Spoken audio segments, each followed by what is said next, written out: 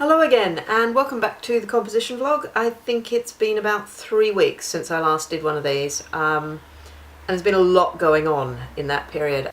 We've launched a new Bastard Assignments website, which I did design and coding work for. We've launched the new season, and we've been through about 1,000,001, feels like, flyer and poster layouts and designs, and we're not done with that process yet. That's been quite emotionally intense, to say the least. I've been applying for jobs, and on Saturday we did our live gig for the BBC Radio 3 Here and Now, the Welcome Collection, which was the premiere of Aides Memoire. So we've had a lot of rehearsals because we all had new work in that performance.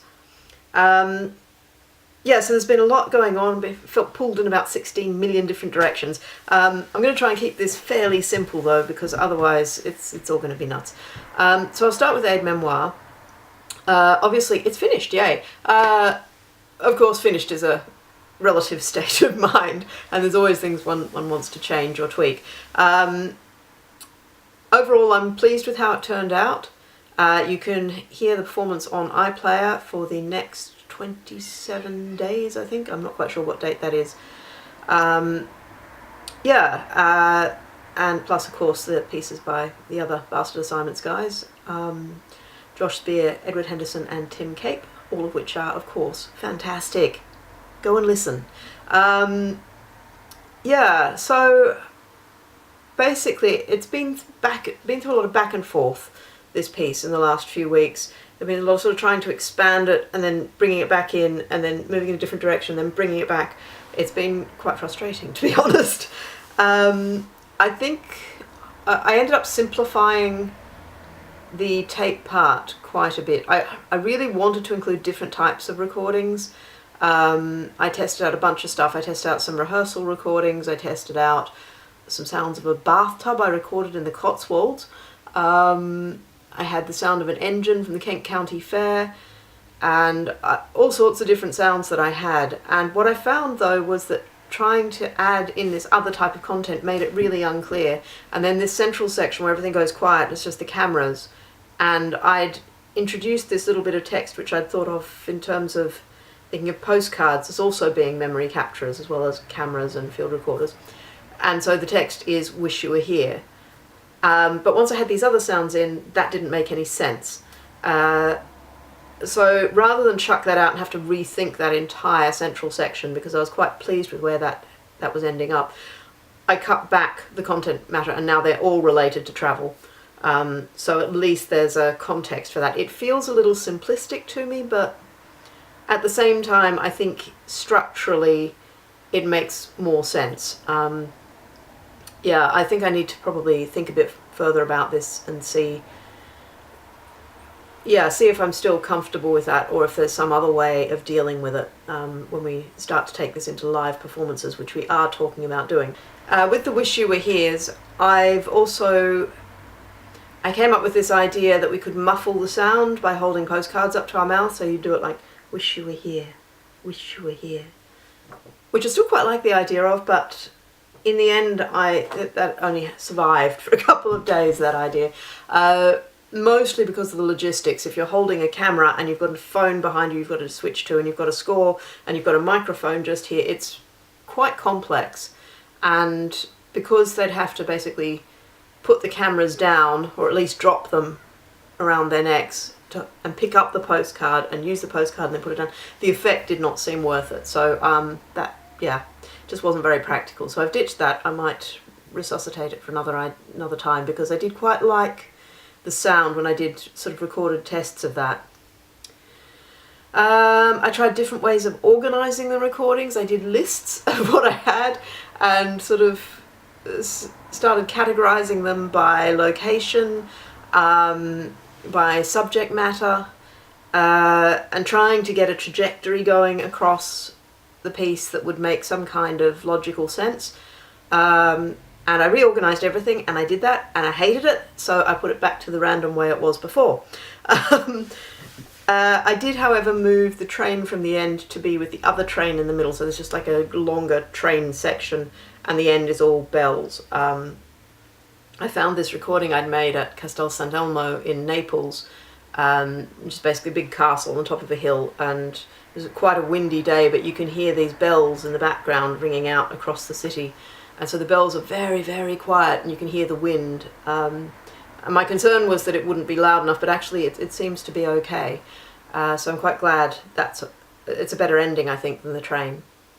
Yeah, so we've been through a few rehearsals of this, and as always, the Bastard Assignments guys have given me great feedback on it. I found it very hard to sort of separate myself from the content of this one. I mean, this does happen quite often when you're writing, but I think because they're my field recordings, and when I listen to them, it brings back memories of the place I was in when I made them. I find it really hard to separate myself, and for me they're fascinating, and I can't tell how interesting they are for anybody else. But the guys were really helpful there, because I was starting to sort of fill in too much with description, and they basically said, no, cut back and leave more space for the recordings. So I did that, and I think I'm glad I did. I think now, listening back to the iPlayer recording, I think I need to work on the positioning of the descriptions, because they're all coming a bit close to the start, and I think it all needs to be pushed about a bit to make that a bit better. One of the ideas that we've had, and indeed, yes, Ed came up with this brilliant idea. One idea that I did have is maybe you could perform it in the dark, completely in the dark, and just have the flashes as light. Oh, that might be the best thing you've ever said. Yes. So all total blackout, and then just that maybe in the the amazing field recordings, and then just flashes. Is that we will probably do a pre-recorded version of the narration. So if we follow through with this idea of doing the piece in total blackout with the flashes, obviously I won't be able to read the text, and while I should know it well enough, what I actually found during the BBC performance was that it was really difficult to focus on the text and listen to the tape to get the right place to come in with the text and to take the photos at the same time. It was very, very hard. Plus it needed an extra mic for the camera. The other guys could just use their vocal mics, that was fine. But because I couldn't have it really up there, it obscured my view of the text, which I hadn't written far enough in advance to memorise. And there was a lot of back and forth, so we ended up having to do that, which meant that I didn't really participate in any of the choreography that we'd planned in terms of cameras following the train, and yeah, there are just a few simple actions that go with that to give some visual shape to the performance. Overall, I'm pleased with the performance. Guys did a great job, and thank you very much to Antonio Barnett McIntosh, who stepped in at the last minute to play the space bar, because the laptop was positioned in such a way that there was no way I could get to it to turn it off at the end. So that was, yeah, very grateful to her, and yeah, the guys did really well. I was a little bit disappointed in the balance of the sound, and it has highlighted for me something that I feel that the narration should feel quite intimate. The way that they've processed the sound, or not processed the sound possibly, it sounds like I'm narrating in the foyer of the Welcome Collection, which obviously I was, and that's fine for the people who were there. But I think for the radio, because this was designed as a radio piece, there was a sense of intimacy I was hoping to get across there that really I don't think is in there at all. So I think that's something for us to work on for our own performances. Yeah. The other main change that happened was that I had been planning on playing the field recordings back on a tape recorder to get a nice little sort of analogue clunkiness in there and just a bit more texture. Unfortunately, Josh's wonderful tape recorder broke in rehearsal a couple of days beforehand, and the replacement just didn't have as much character, and so I felt that the sounds of turning it on, turning it off, they didn't have that nice mechanical clunk that the other player did, and gave out quite a lot of hiss, and I was concerned it would obscure the Naples bells. So I basically made an executive decision just to ditch that idea entirely. Instead, I recorded some sounds of my mini disc player, putting a disc in and starting it.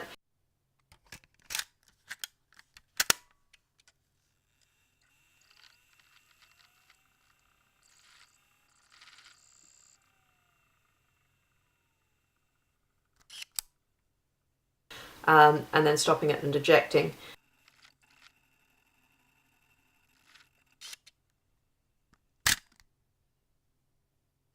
And those are now at the beginning and end of the tape part. So we set that up so that we could still stop the tape part whenever we wanted, and then that would play automatically. Thank you, QLab. And I'm quite pleased with that. I think it's okay. I think probably it's clearer than it would have been otherwise. I still like the idea of using cassettes in this somehow, but I don't know whether it's going to go in that direction or not. Maybe that's something for another piece. So that's pretty much it for Aides Memoire. Next step obviously is to develop it into a live performance. I need to think about things like the film camera just about ran out of film because I couldn't quite hear what the other cameras were doing, and I took too many photos to start with, and then I looked down at my count and it was like, oh my gosh, I'm about to run out. Yeah, I made it through, but I think that certainly if we're going to do it in the dark, I'm not going to be able to see where I am with the film. And that was a 36 exposure film too. So I'll either need a second film camera or to plan out exactly what photos I take when with that. Digitals are fine because you just get a bigger card and take as many as you want, but the film one, it takes a little massaging, I think, to get it right, but the sound is so worth it. Yeah, so the other piece I've been working on is actually sort of going back in time a bit, my cello piece, Paper for Cello and Video. I got in touch with Alice Purton from Plus Minus Ensemble, and we spent a day working on that together, just sort of looking at how it might be made more. I was really pleased with the performance, and Sarah James did a great job of it, and she was really helpful to me in working through some different sounds. But she's not a contemporary specialist, and which Alice is, and I was kind of interested just to get Alice's perspective on it. Now that I have Alice's perspective on it, I think it's actually going to change a bit. What we were looking at was sort of different ways of interacting with the instrument, and she was coming up with interpretations of the visual material because it uses a video score at the moment. And I think we're heading towards a place where those ideas are actually going to be implemented as an audio score rather than a video score. And the reason for this is partly because one of the things I didn't particularly like about the performance was the fact that Sarah had to keep watching the video at all times. So her focus is never on the audience, it's always got to be on the laptop so that she knows where she is. Definitely not her fault, it's a fault of the fact that I chose to do it as a video score. But I think an audio score would get around that and give a bit more freedom to the performer to do some larger gestures and not be trapped in the one place because you've always got to be watching this thing, and to connect with the audience a bit more in terms of where she's looking, either looking out at the audience or to be looking at the instrument and not always just in the one direction at the video. I think that's the main argument in favour of it. And then I kind of got to a point where I was having a small crisis, actually. My problem with graphic scores has always been that I don't feel they're mine when they're played. Paper, yes, because Sarah and I worked together and we decided on sounds, and they were ultimately my decision to make, and some of them came from me anyway. With this one, because Alice lives in a world of extreme contemporary music, shall we say, and some of her solutions, while I absolutely love them, are things that I would never have thought of in a million years, partly because I'm not a cellist and partly because I don't play instrumental music that uses those kind of techniques, really. Obviously I listen to it, but it's a different thing when you sort of embody it and you're playing it. And so I felt a little uncomfortable just taking her ideas, her sounds, and saying, right, that's the piece.